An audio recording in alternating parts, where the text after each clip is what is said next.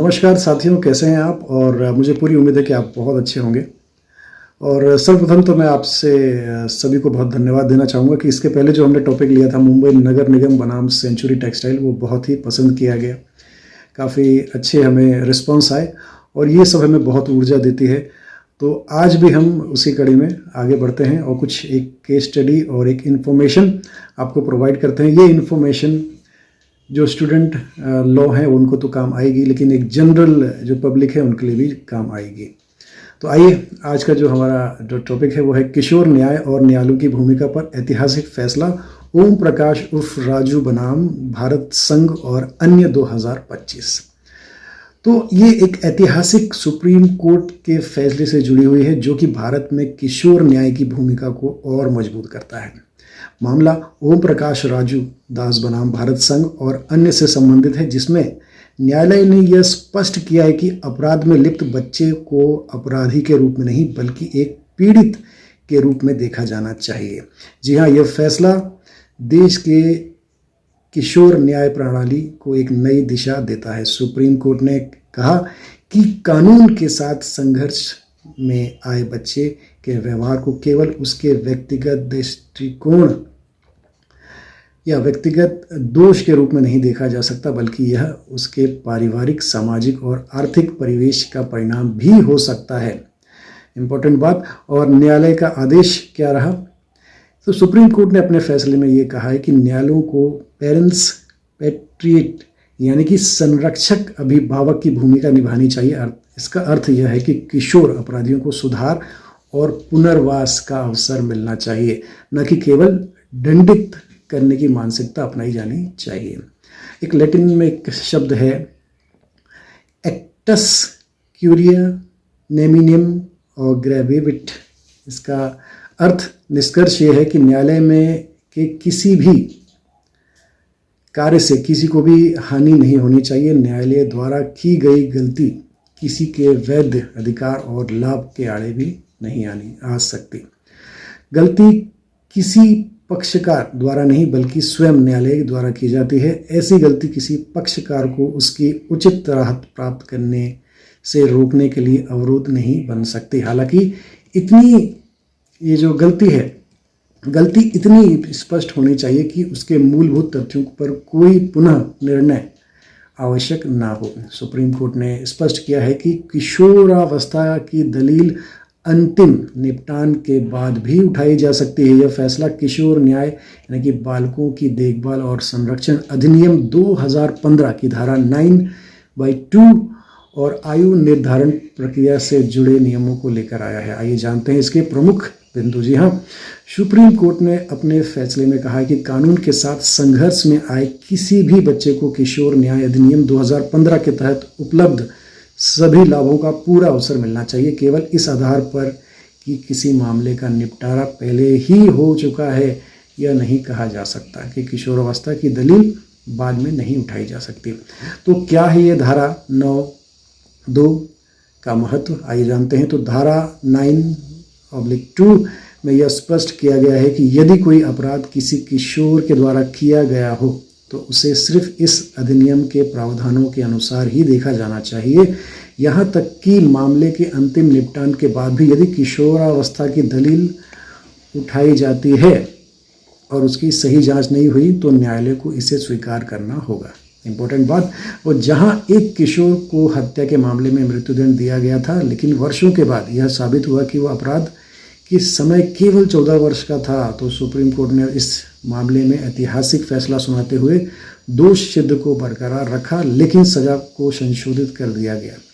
तो आइए जानते हैं इस पूरे मामले की कहानी को। तो यह मामला जो है 1994 की एक घटना से जुड़ा हुआ है, जिसमें अपीलकर्ता पर हत्या का आरोप लगा और 2001 में ट्रायल कोर्ट ने उसे दोषी ठहराया। सजा की सुनवाई के दौरान अपीलकर्ता ने किशोरावस्था की दलील दी और लेकिन अदालत ने इसे खारिज कर दिया और उसे मृत्युदंड दे दिया।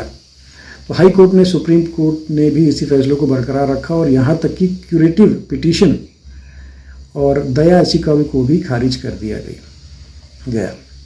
तो क्या कहता है नया सबूत? तो 2007 में जब नए नियम प्रभावी हुए तो अस्थि परीक्षण यानी कि बोन टेस्ट के आधार पर अपीलकर्ता की उम्र अपराध के समय मात्र 14 वर्ष पाई गई। इस प्रमाण के आधार पर राष्ट्रपति ने मृत्युदंड को आजीवन कारावास में बदल दिया, लेकिन शर्त रखी कि वह 60 वर्ष की उम्र तक जेल में रहेगा। तो किशोर न्याय अधिनियम का उल्लंघन। तो सुप्रीम कोर्ट ने अपने फैसले में कहा कि ट्रायल कोर्ट से लेकर हाई कोर्ट और सुप्रीम कोर्ट तक हर स्तर पर न्यायिक प्रक्रिया में गंभीर त्रुटियां हुई। 1986 और 2015 के अधिनियमों के तहत आरोपी के साथ किशोर के रूप में व्यवहार किया जाना चाहिए था। अनुच्छेद 32 के तहत सुप्रीम कोर्ट को इस मामले को दोबारा देखने की आवश्यकता थी। राज्यपाल और राष्ट्रपति के निर्णय की समीक्षा संभव थी। तो न्यायालय का निर्माण। सुप्रीम कोर्ट ने अपने फैसले में कहा कि न्यायिक प्रक्रियाओं की गलती की वजह से अपीलकर्ता को अपार पीड़ा झेलनी पड़ी। उसने जेल में बिना किसी अनुशासनहीनता के समय बिताया और पुनर्वास का अवसर भी खो दिया। तो दोष सिद्धि बरकरार रहेगी, लेकिन सजा को किशोर न्याय अधिनियम के अनुरूप लाया जाएगा। तो राज्य विधिक सेवा प्राधिकरण को आदेश दिया गया कि वह अपीलकर्ता के पुनर्वास के लिए कोई उपयुक्त योजना तैयार करे, जिससे कि वह समाज में वापस समाहित हो सके। अनुच्छेद 21 के तहत उसके जीवन, आजीविका और आश्रय के अधिकार को सुरक्षित किया जाए। क्या कार्यपालिका के फैसलों की न्याय समीक्षा संभव है? इस सवाल पर कोर्ट ने स्पष्ट किया कि अनुच्छेद 72 यानी 72 और वह 161 के तहत दी गई क्षमा शक्ति संप्रभु होती है, लेकिन इसकी न्यायिक समीक्षा भी समिति रूप में की जा सकती है। आइए जानते हैं इस फैसले के प्रमुख बिंदु।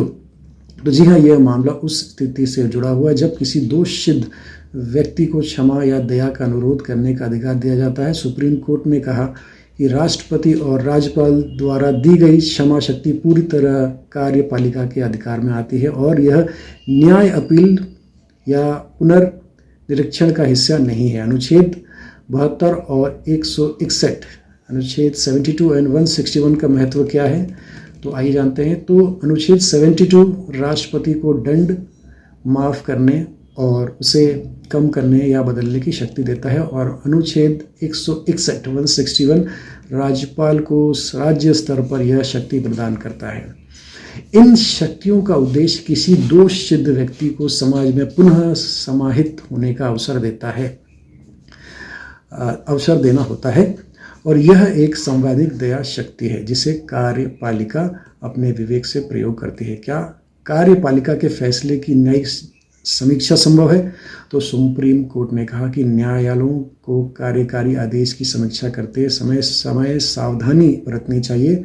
हालांकि कुछ परिस्थिति में इसकी सीमित समीक्षा की जा सकती है, जैसे कि यदि क्षमा देने की प्रक्रिया में संविधान का उल्लंघन हुआ हो, यदि निर्णय मनमाना या अनुचित तरीके से लिया गया हो, यदि संबंधित अधिनियम के तहत अनिवार्य कर्तव्यों की अवहेलना की गई हो, और धारा 9(2) और कार्यकारी आदेश में क्या अंतर है, तो इसको हम समझते हैं। तो कोर्ट ने यह भी स्पष्ट किया कि यदि कोई व्यक्ति धारा 9(2) के तहत अपने किशोरावस्था के अधिकार की मांग करता है, तो यह कार्यकारी आदेश की न्यायिक समीक्षा से अलग विषय है।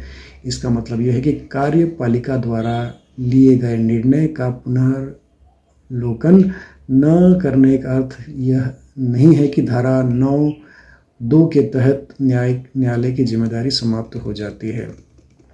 तो यह फैसला जो है कार्यपालिका और न्यायपालिका के संतुलन को दर्शाता है। सुप्रीम कोर्ट ने यह सुनिश्चित किया कि क्षमा देने की शक्ति संप्रभु होते हुए भी उसका दुरुपयोग न हो। साथ ही यदि कोई व्यक्ति किशोर न्याय अधिनियम के तहत राहत की मांग करता है, तो यह एक स्वतंत्र विषय होगा, इसे न्यायालयों द्वारा नज़रअंदाज नहीं किया जा सकता। तो निष्कर्ष हम ये होगा कि यह फैसला किशोर न्याय प्रणाली में एक मील का पत्थर साबित हो सकता है। यह दिखाता है कि एक गलती से किसी निर्दोष व्यक्ति का जीवन हमेशा के लिए बदल सकता है। अब सवाल यह उठता है कि क्या भविष्य में ऐसे मामलों में न्यायिक प्रक्रिया अधिक संवेदनशील और सतर्क होगी? तो विशेषज्ञों की राय यह है कि विशेषज्ञों का यह मानना है कि यह निर्णय संविधान के अनुच्छेद 14, 15, 3 और 39E और F 45 और 47 के तहत बच्चों को समान अवसर और न्याय दिलाने की दिशा में एक महत्वपूर्ण कदम है। तो ये अब जो आज हमने चर्चा करी वो राजू दास केस के बारे में जानकारी दी है। उम्मीद करता हूँ आपको ये जानकारी पसंद आएगी। हमें अपना जो भी रिस्पॉन्स है ज़रूर दीजिएगा हर माध्यम से, और हम जल्दी ही आपको मिलते हैं नेक्स्ट वीडियो में नई जानकारी के साथ। तब तक के लिए बहुत बहुत धन्यवाद, बहुत बहुत धन्यवाद।